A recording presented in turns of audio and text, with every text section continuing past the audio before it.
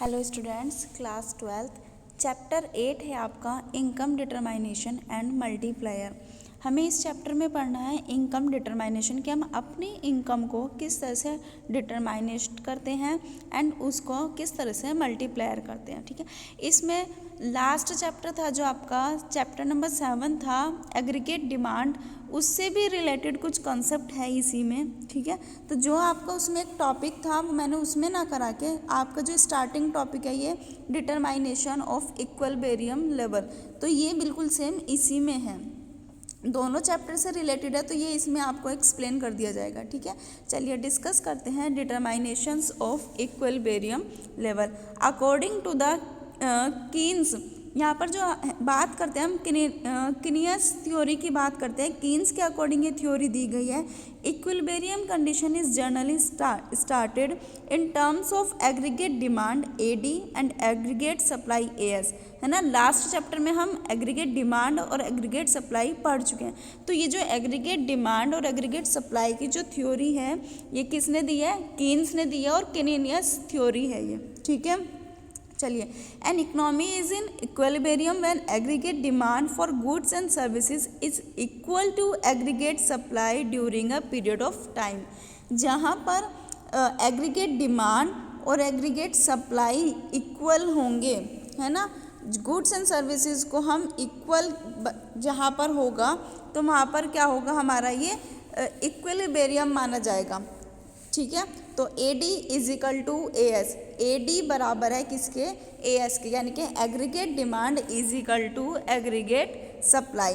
Clear हुआ। We know AD is the sum total of consumptions for an investment. AD क्या है, हम क्या करते हैं, इन्वेस्टमेंट है, कंजप्शंस, और जब हमें AD निकालना होता है तो हम क्या करते हैं C+I कंजप्शंस एंड इन्वेस्टमेंट को। तो AD का फॉर्मूला क्या है C+I एंड AS का फॉर्मूला जब हमें निकालना होता है, AS एग्रीगेट सप्लाई निकालनी होती है, कंजप्शंस एंड सेविंग, तो वो क्या होगा हमारा C+S। ठीक है, तो उसको हमने किससे डिनोट किया, C+S से। अब यहाँ पर हमें एक टेबल बनानी होती है, तो हमने यहाँ पर क्या लिया, C+S is equal to C+I। ठीक है, तो C से हमने C कट कर दिया तो हमारी क्या टेबल बची, S+S is equal to I। तो ये हमारी एक इक्वेशन निकल के आई जिसको हम इक्विलिब्रियम लेवल की जो हमारी इक्वेशन बनती है। तो AD is equal to AS, AD बराबर C+I। जब हमें AD निकालना होता है तो कंजप्शन प्लस इन्वेस्टमेंट करना होता है, जब हमें AS एग्रीगेट सप्लाई निकालनी होती है तो हमें C+S करना होता है। दोनों इक्वेशन को इक्वल रखेंगे, C+I is equal to C+I।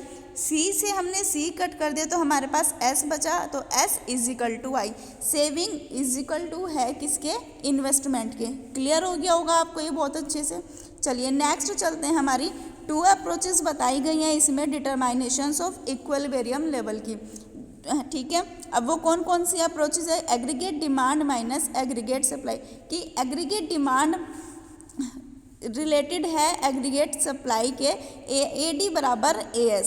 ठीक है, और सेकंड है आपकी सेविंग इन्वेस्टमेंट अप्रोच, यानी कि SI अप्रोच, जो हमने अभी निकाल चुके हैं। क्लियर है। चलिए अब बात करते हैं हम एग्रीगेट AD बराबर AS की। तो AD AS जो हमारी अप्रोच है उसको हमें देखना है।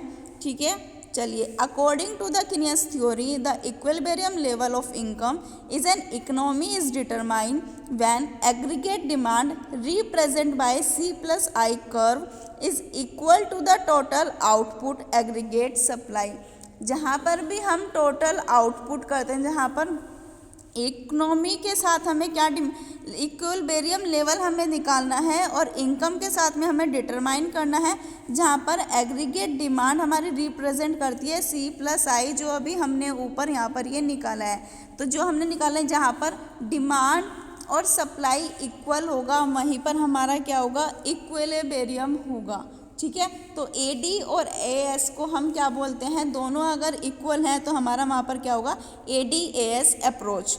क्लियर हुआ। उसके बाद यहाँ पर एक टेबल है, चलो टेबल देखते हैं। हमने यहाँ पर एम्प्लॉयमेंट लिए हैं, लाख में लिए हैं वो, कि हमारे पास 0 है, 10 है, 20 है, 30 है, 40 है, 50 एंड 60 है। इनकम ली है 0, कंजप्शन 40। 0 इनकम पर आपका कंजप्शन हो रहा है 40, तो यहाँ पर हमारा ये ऑटोनॉमस होगा, ठीक है। सेविंग भी हमारी -40 होगी, इन्वेस्टमेंट 40, ठीक है। जितना कंजप्शन उतना इन्वेस्टमेंट। AD निकालना है C + I, तो C हमारा 40 है और I हमारा 40 है, तो 80 हो गया, ठीक है। और हमें AS निकालना है, तो C + S। C ये रहा 40 और S क्या है -40, तो 0 आ जाएगा, ठीक है। इसी तरह से हम निकाल लेंगे AD और AS को, C + I और C + S करके। अब आपको यहाँ पर एक चीज़ शो हो रही होगी कि यहाँ पर 40 है, 400 है ना, तो यहाँ पर AD AS इक्वल है, तो दैट इज़ भी इक्विलिब्रियम लेवल। जहाँ पर AD AS हमारा बराबर होगा वहाँ पर हमारा इक्विलिब्रियम अप्रोच होगी। क्लियर है? चलिए मैं आगे दिखाती हूँ आपको। अभी आपकी इसी टेबल में,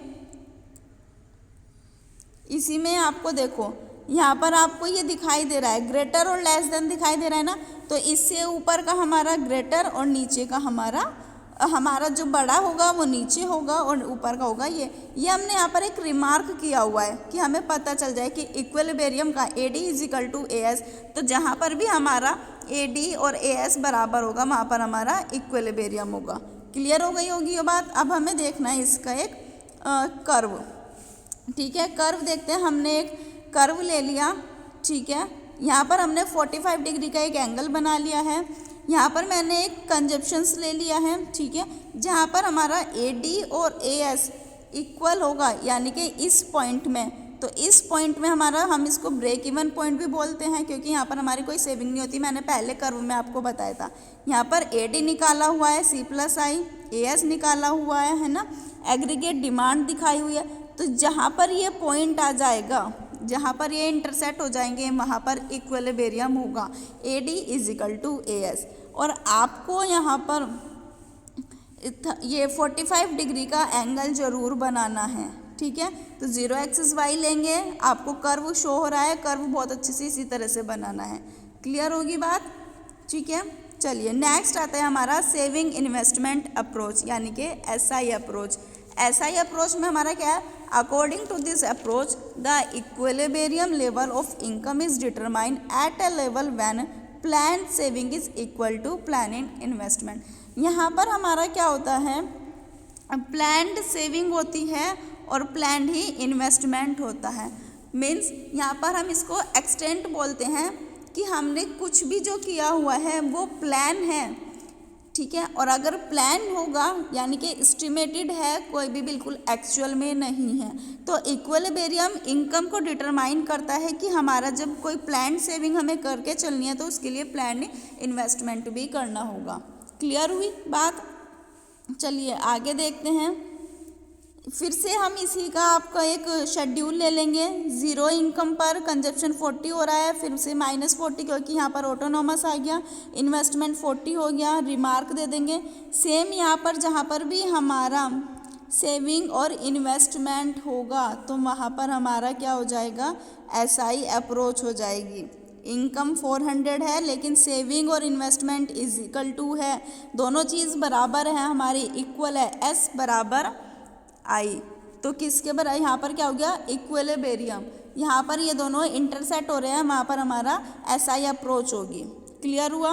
उसके बाद इसका ग्राफ देखते हैं। इसका ग्राफ क्या होता है, वो थोड़ा निगेटिव में आता है ना।